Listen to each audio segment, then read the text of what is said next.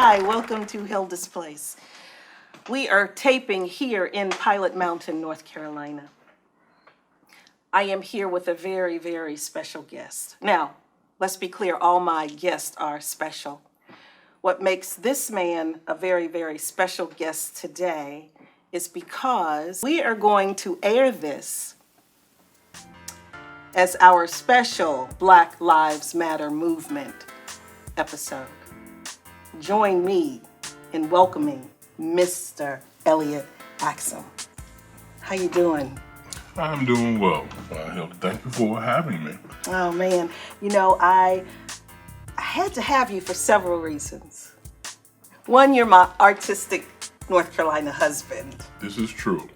and have been for a while. And we might have to tell that story later.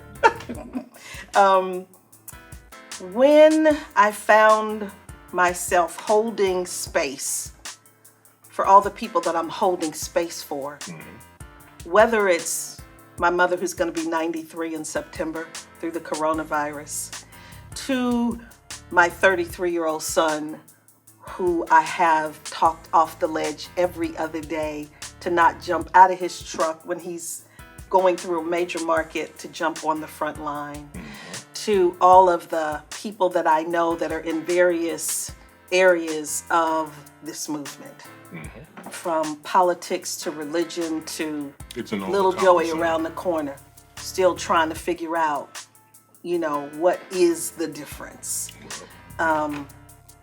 So when I focused on North Carolina, I found myself having to be here. I've been here for a while, but I come and go as I please.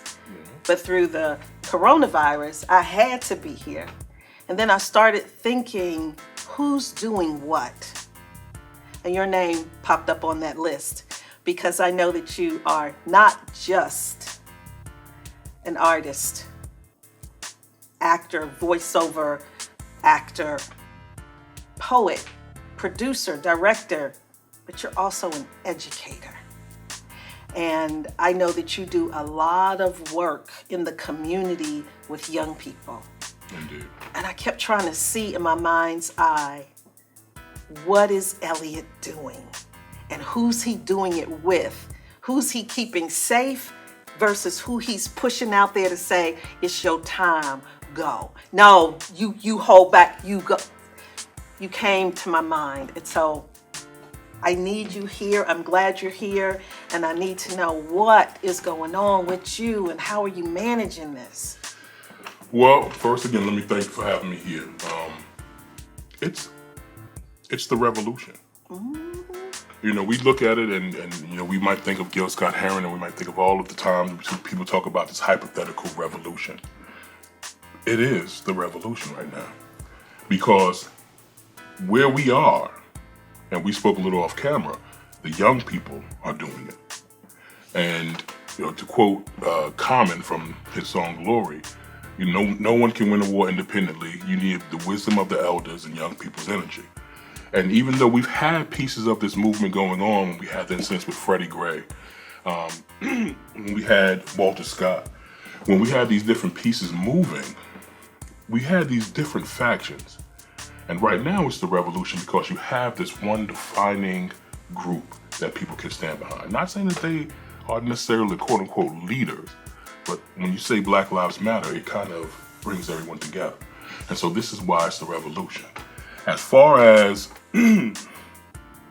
what that revolution looks like, we will have to determine it. And you know, when people always say when the revolution comes, we are the revolution right now. Whether we decide not to go to this store, whether we decide not to spend our money here, whether we decide to march and protest in the middle of a pandemic, whether we decide to paint the street Black Lives Matter or end racism, we are the revolution right now. And for those who don't know, I am a director of student services at Carter G. Woodson School, which is a public charter school in Winston-Salem, North Carolina. And our population is about 50% Hispanic and Latinx and African American. And so we have all kids of color. And you know, we do everything from arts, academics, etc. And they look to I don't know if I should get my government name, but they look to me, when we talk about things like activism and we talk about things like how you can, I mean, we've had classes on how to survive police encounters. We had to do that when Michael Brown was killed. And we have conversations on how do you get your voice out there, because I've had to pull students back from saying that they wanted to, they wanted somebody to kill the president. You know, you can't put that on Facebook. The Secret Service is coming for you. So we've had these conversations, and showing these youth is both beautiful and dangerous. But what I've been doing is guiding those who, and I usually do high school, who are able to and who want to, and showing the other students, was with K through 12, so K through 8, how they can participate without being directly involved on the front lines. I appreciate you sharing that. Important work, so much work to do. When you were talking about how to handle yourself in a law enforcement situation, I'm reminded of being in New York with Rodney King and the work that I was doing with the organization called City Kids. We actually had laminated cards that they could wear with their rights and points of law on the back, because that they needed something that they felt like they were too young to have any type of weapon in New York. You know, you can't do that anyway. Right. But they needed something that they felt like they could hold on to if they had a situation and not have their emotions create a greater situation. They could say, right, it's the power. I mean, I can reach in and say, officer, and we've taught our kids this, am I being arrested or detained? If they say no, am I free to leave? If they say no, well then you're being arrested and detained, and so you then have to say, I'm a minor, I would like to speak to my parents, and I would like to speak to my lawyer, and then be quiet. We teach our kids that. Not that we want kids running around doing crazy things, but we want the kids to know they're right with it, and that power that they have.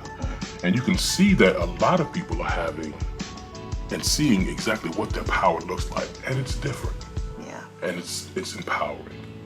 No pun intended. So we're going to take a brief pause, and we'll be back in about a minute. Thank you. George Floyd. His name was George Floyd. Say his name. Say his name. George Floyd, say his name. Say their names. Once again and always, we fight for justice. Black Lives Matter. Go to blacklivesmatter.com. Welcome back to Hilda's Place, where art lives. If you are just joining, you've missed some rich dialogue with my guest today, Mr. Elliot Axiom. We're going to just jump right in. Let's do it. We've been talking about the impact that Black Lives Matter movement has made for you personally, for me personally. Thankful for all that you shared. Let's talk about what are the possible solutions. Well, as we discussed a little bit off camera, y'all been missing some great stuff off camera. But We'll have to have you back. not a problem. People have a tendency when we say solutions, they look for the big picture, they look for this gigantic, humongous thing that's going to end everything. Well, to quote someone who I don't know, do not let perfection be the enemy of good. Meaning, we don't have to have a solution for every single thing. Let's find a solution for what we have right now. So look into your own community. I'll use mine as an example. Have a bunch of kids, K through 8, who have no idea what to do, can't go out in the march during the pandemic. Write a poem. Draw a picture. Explain to them or have them explain to you what's going on. Yes.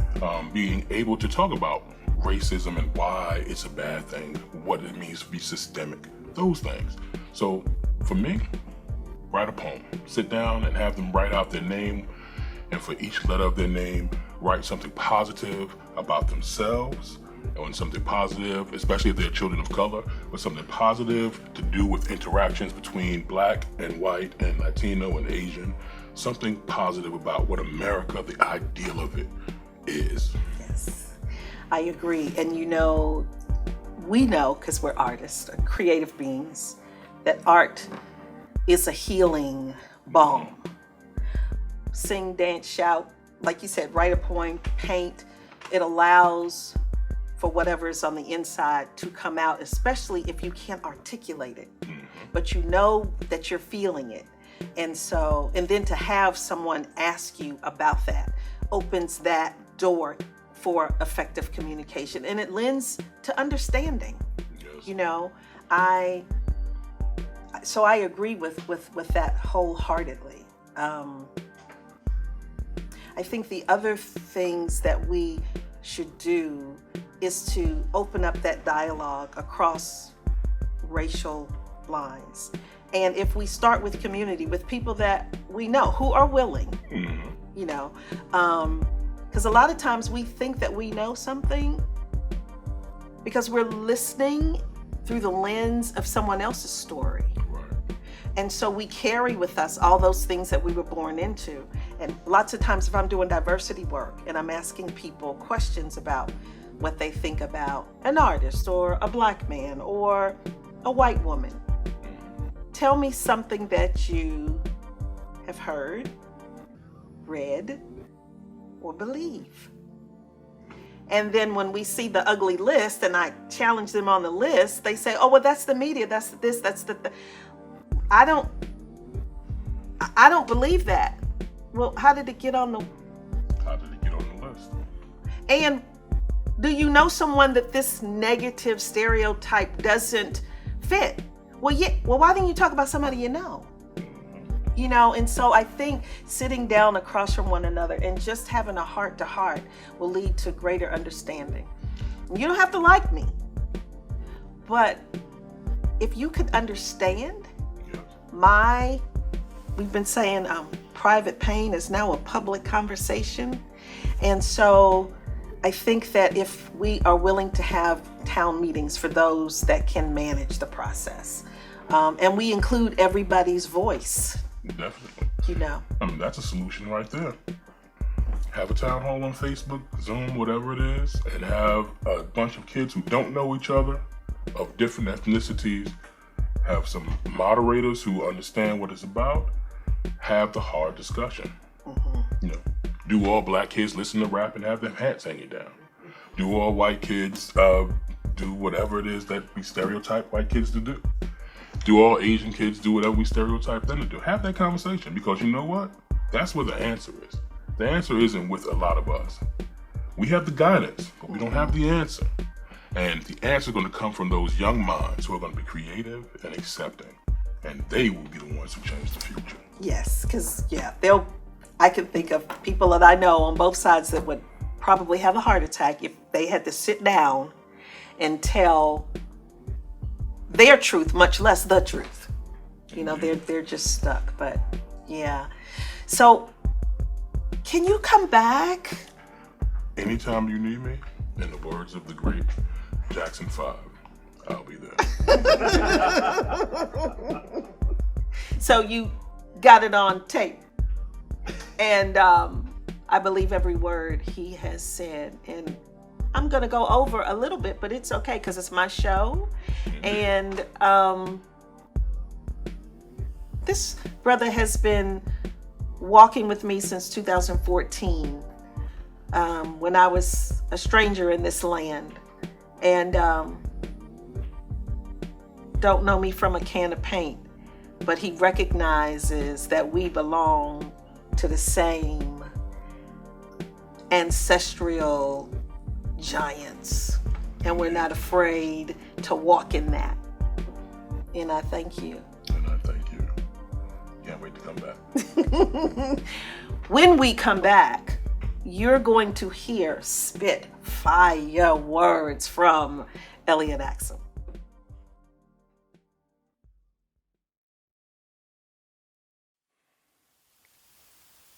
All the light touches is our kingdom. But a king's time as ruler rises and falls like the sun. One day, the sun will set on my time here and will rise with you as the new king. I wish to stand upon the Serengeti and see if the lions remember me, not National Geographically, but personally. I would ask them about my forefathers, the Moors who conquered Spain, hear tales about the great Shaka and how he ruled the plains. Griots would speak of Anansi, the original Spider-Man, and sing the song of Solomon and flying Africans. And that first university in Mali, Timbuktu, of how it takes a village to raise a child. Then they'd ask me, who raised you? He was 8 and lanky, hair kinky, we call it kingly, nose snotty, butt stinky, raised in the projects where the poorest are forced to live. In a city notorious for destroying kids, I'd let you guess which, but sadly, nowadays, you can take your pick. But he was a prince, the crown prince. The king, our daddy, wasn't there for us and rarely would be, so mama called him and handed him me and said, show God that baby. It was our family's superstition and tradition, reminiscent of Pop and John's in a New Year's kitchen and at weddings jumping over broomsticks and looking for money when your palm starts to itch. For us, it was your birthday morning. Everyone remaining silent, moving in silence till you woke up and gave birth to the first words of your birthday. Just our way, but was firmly ingrained in the brain of an 8-year-old who was so afraid to break his mother's back, he used to step over every crack in the concrete, a difficult feat considering Brooklyn streets. But I said all that to say this. He believed, and he took me. In arms trembling, barely able to support the weight, he steps back with an uncertain gait, and Mama asks, is he too heavy? As she calls for the others. John answers, he's not heavy, he's my brother, and pulls me to his chest. I wrap my arms around his neck and lay my head on his shoulder as he clasps the hand of our other brother who grasps the hand of another brother, and those 3 wise men and me go up to the east stairwell. And in bare feet climb stairs of concrete, avoiding cracked vials, urine, and feces. Big brother reaching back, pulling up from behind, lifting as he climbed, finally reaching a blue metal door put up by the government to keep brown and black boys off the roof and falling. Written in warning red and white letters is, if door is opened, alarm will sound. He clutches the handle, pulls it down. Silence. The 3 wise men step out into the desert-like heat of August, all this to peer into the heavens, almost as black and as beautiful as their native homeland, or black hands raised in gloved fists by barefoot gold medalists who would lose those medals after the Olympics. Did they ever give those back? Anyway, the 8-year-old man, my big brother, the lanky prince, who wouldn't live to see 12 more Augusts, lift his arms and showed this baby to God. The other little princes are barefisted, but they've been here before. They know it's our way, so they raise pacifiers and bottles to join Big Brother to say, behold, the only thing greater than thee. And they wait with trepidation and with hesitation. And while their eyes were watching God, Big Brother changes the saying to, Father, look, your greatest creation, and pulls me back to his chest and heads back west. It's now more than 4 decades later, but I still have no clue if it was God the Father or just our Father he was talking to.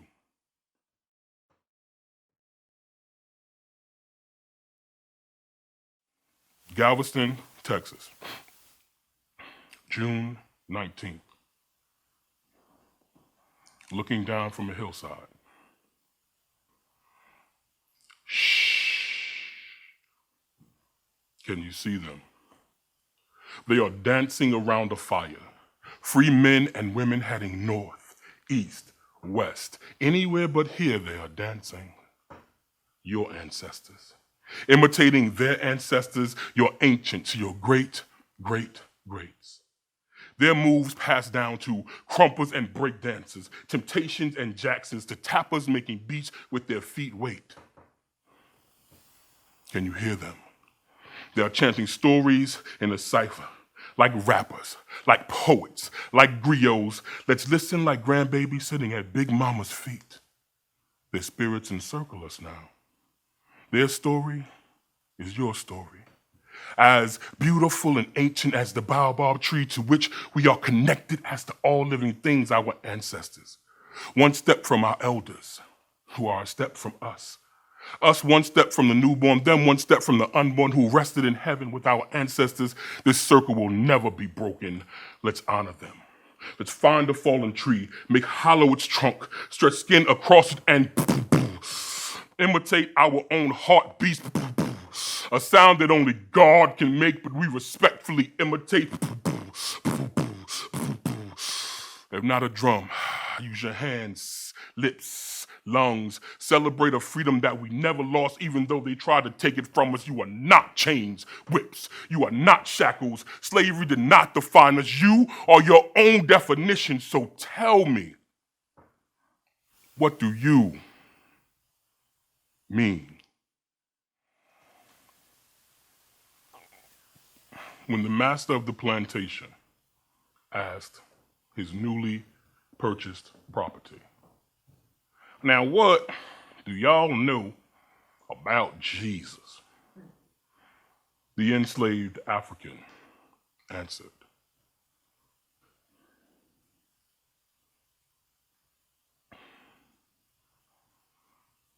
"I have heard of this man you call Christ. His passion, deeds, sacrifice, the torture of his final walk, him carrying his own coffin in form of crucifix, flesh and wood, murmuring of the imminent bonding, of impending events, life-ending events, life-giving events, his mother, Mary, crying. Unaware her son was but 3 nails away from perfection, 3 days from resurrection, a spear's thrust from heaven, and I believe he must have looked like me. The way he was treated, how his own people betrayed him, denied him, sold him for their profit to people who sold him for their profit but denied him as their prophet. He must have looked like me. And like him, I can hear my mother's screams. They sound like chained angels' wings yearning to be free. You should ask me, what is it like to be enslaved? It's waking up with the sun so it can burn your back. Bent over to pick cotton the color of your oppressor's skin. It's smiling murder, knowing it can be seen but not committed.